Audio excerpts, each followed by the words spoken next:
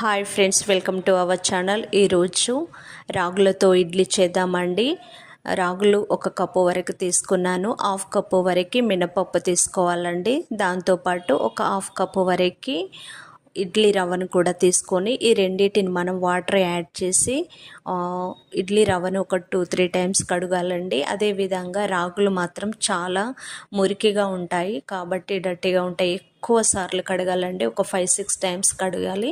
దాని తర్వాత వాటర్ అనేది యాడ్ చేసుకొని మనము ఒక 5-6 అవర్స్ వరకు నానబెట్టుకున్న తర్వాత ఈ విధంగా మనం మిక్సీ జార్లో మిక్స్ పట్టుకోవాలండి. దాని తర్వాత మనము ఇడ్లీ రవ్వను డ్రైగా వాటర్ కంటెంట్ లేకుండా ఇందులోకి యాడ్ చేసుకొని వీటిని అన్నిటిని బాగా కలుపుకోవాలండి.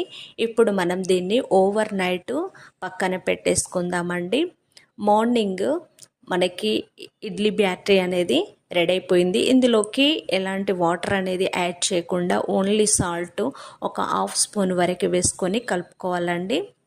ఇప్పుడు ఇడ్లీ పాత్రను తీసుకొని కొద్దిగా ఆయిల్ కానీ గీ కానీ యాడ్ చేసుకొని అందులోకి మనము యాడ్ చేసుకోవాలండి. సింపుల్గా హెల్తీగా చేసుకోవచ్చు. మనం పిల్లలైనా పెద్దవాళ్ళు కానీ తినడానికి చాలా బాగుంటుంది. వాటర్ హీట్ అయిన తర్వాత మన ఇడ్లీ స్టాండ్ను ఇందులోకి యాడ్ చేసేసి ఒక 10-15 మినిట్స్ వరకు నెమ్మదిగా మనము ఉడికించేసుకోవాలండి. మధ్యలో మధ్యలో చూస్తూ ఉండాలి. కొత్తగా చూస్తున్న వారు ఖచ్చితంగా సబ్స్క్రైబ్ చేసుకోండి.